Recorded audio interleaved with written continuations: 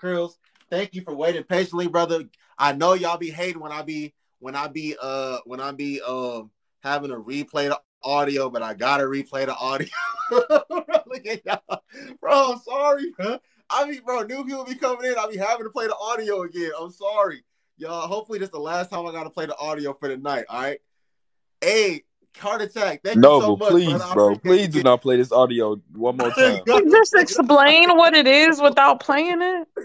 I don't want to explain it. I want people to hear out of the horse's mouth. I'm sorry, man. I'm sorry. I know y'all be hating when I have to replay the audio. Boys that I dated. After all the bad boys that I dated, I thought, you know what? Let me just date the good guy. And that didn't work out because I felt like superior to him. There was no sexual polarity. It just didn't work out because I felt like I was the boss. I felt Did you find yourself snapping on him and getting a little bit more disrespectful than you normally would? Very. That's typically what happens. Yeah. And I did things to him that I wouldn't do to Katie. And it's unfortunate because he's a good guy. He didn't do anything to me. The problem is that he didn't put me in my place when he should have, whenever that was supposed to happen. At some point in our relationship, he didn't put me in my place as the woman, as his woman, and he didn't show me that he can lead. So I felt like I was leading the entire household when it's really supposed to be him. OG, thank you for coming back. Yes, B-Train. Yes, bro, exactly. OG, thank you for waiting patiently. Thank you for coming back. The floor is yours, OG. Have at it. Bro, man, I don't know about all that's going on right there. Looking at the current situation with the current boyfriend, a 40-year-old woman with a 24-year-old man, I would assume that the good guy was also a younger man. Who knows? Or do we? We don't know. Okay. Yeah. Okay. Wow, man, I'm speechless on that, to be honest. I don't get why she would want or feel the need for it to be necessary for a man to put her in her place as a woman. I think as a woman, if you knew your place, then you would have automatically been in place. I see and hear some type of gender complex, I guess. The way it looks to me that she wants to run a relationship regardless if the man is capable or not. Being that she's now with a 24-year-old man who she's sponsoring, funding, and pretty much running the relationship. She's in control. Right. So it makes no sense that she would say that about the last man who doesn't give this street appearance or the street ethics. It all sounds bogus to me. There's a lot of confusion going on there, if you ask me, as a 50-year-old man. I myself come from a household where I was born the youngest of 17 children. My parents were 38 and 42 when I was born. I grew up in a very structural, sound household where communication was top key for us. I grew up in a project. My parents were business owners while we were in that project. I guess about 7 of my siblings became prominent business owners. And I'm going somewhere with this. Stick with me for a minute. At the age of 12, I started my first business. Not officially, legally documented as a business, but I did start working in my craft in my first business. Approximately a year after that, I started my second business. So that's 12 and 13, 2 businesses. At the age of 19, I started my third business and met a young lady that I thought I would spend the rest of my life with.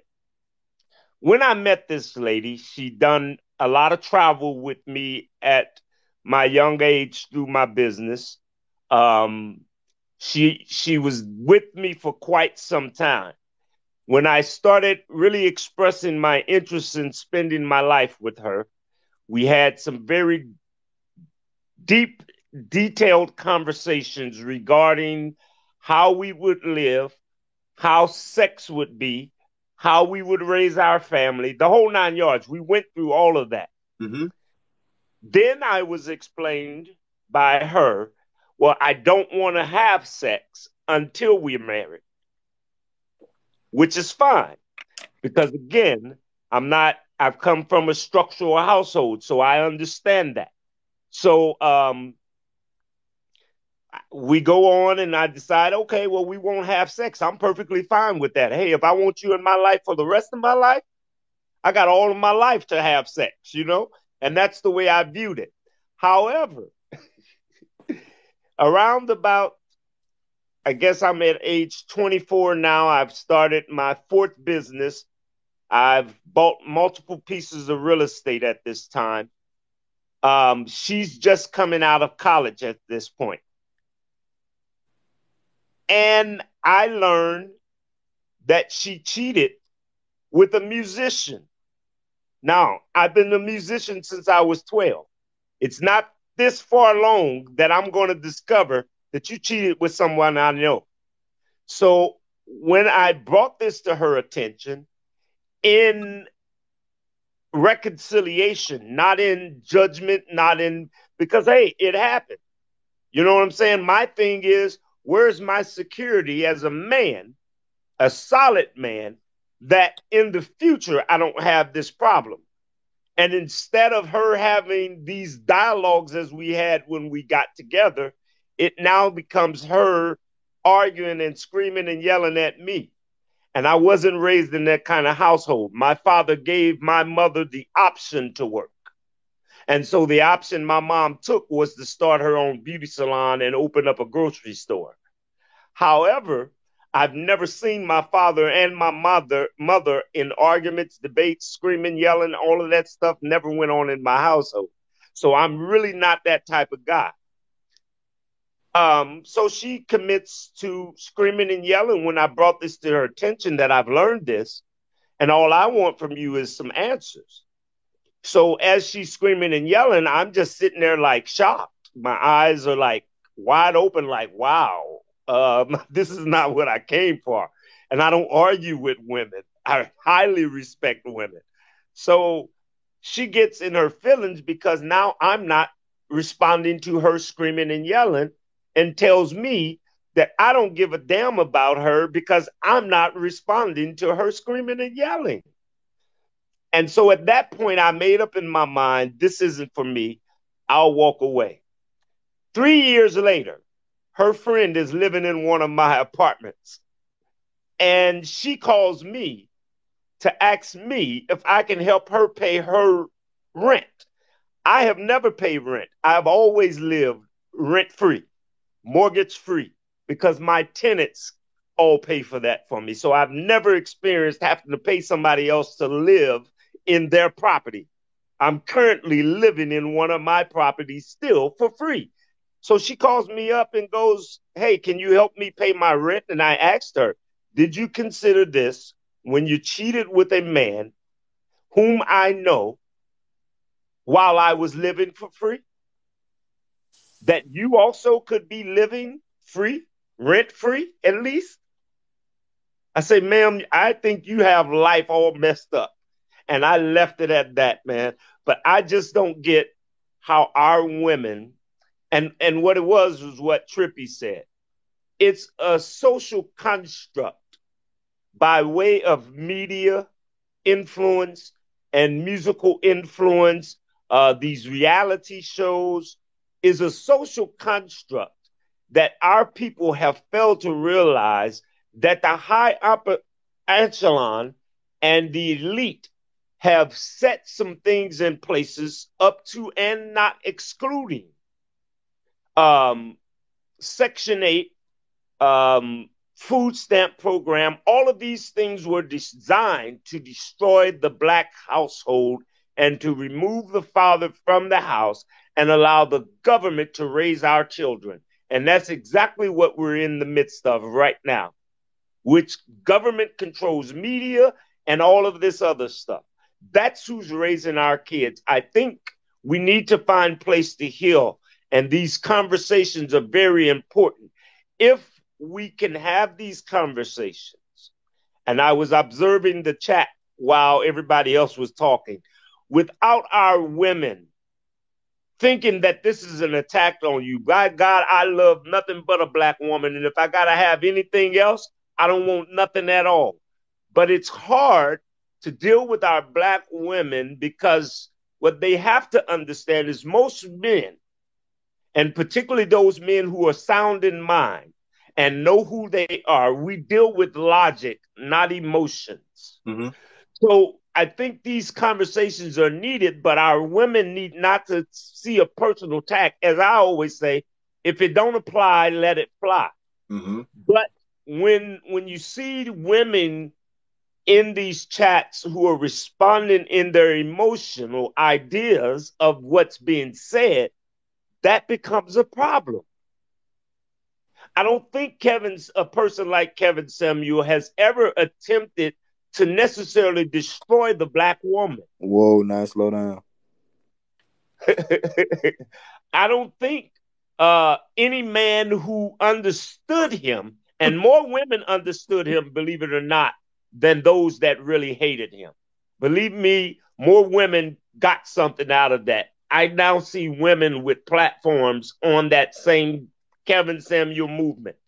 So I think the emotional women should learn to set your emotional side, because we talk about these things because we care for the black woman. And nobody can care for the black woman like the black man can. I don't give a damn who they are. If she knew her worth and she knew her prize and she knew her true history, she would understand that when a black man is saying, hey, we need to fix these issues amongst us and we need the black woman's help, nobody can say it better than the black man, because we were the most ostracized man on the face of the planet. And this is why the governments have subdued to black women, is to remove the strongest of us all, which is the black man. But the nature of the woman, history, particularly the black woman, is so powerful. I don't think any man can literally speak on these topics in total disrespect for the black woman. So I would need and beg of our black women to get out of your emotions when we come this way. Until we deal with the reality and the truth and fact of what's going on,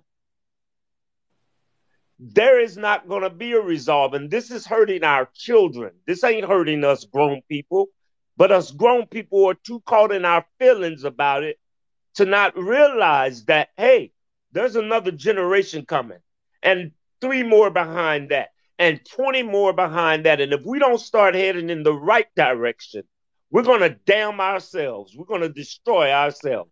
Thanks. That's all I got to say. Let me ask you one question before you go, OG. Do Yes. you think there's a thin line between being a good guy and being a pushover? I think every guy can be a good guy as equal to being a pushover. It all depends on the individual character that you're dealing with. I consider myself a good guy, not a pushover. Mm-hmm. But if you back me in a corner where I must push over, then I'm pushing the whole table, the coffee table, the kitchen TV, the TV, the everything over. You know what I mean? Because I'm very sound in my direction with my life. So when you say pushover, I think everybody has that tendency to be that. I think every bad guy has the tendency to be good. But that only comes from being able to observe a good man as his role model, which is not happening. Because a lot of times, and particularly these days, which I never thought I would see in my life, there are more women raising boys without fathers, whether it be the man's choice or it's her pushing the man away. Like literally, I have a huge family, so I've seen multiple times where women push these men out of the kids' lives because they don't agree with the man. I think if we take responsibility in relationship and just admit we made a mistake and allow nature to take its course. And when I say nature, allow men to have some interaction with their sons, regardless of what he can provide, because a lot of times the conversation between a father and a son is more important than what daddy did for me. My daddy told me at 12, don't ask him for a dime ever. I asked that man for $5 at the age of 12, and he said, you better not ever let me hear you ask another man for money. And at 12, I started my own business. So I think the conversations that a man is allowed to have, the time that he's allowed to have with his son is more valuable than anything he could do for the woman or the son if it comes to finances. Men go through experiences in life.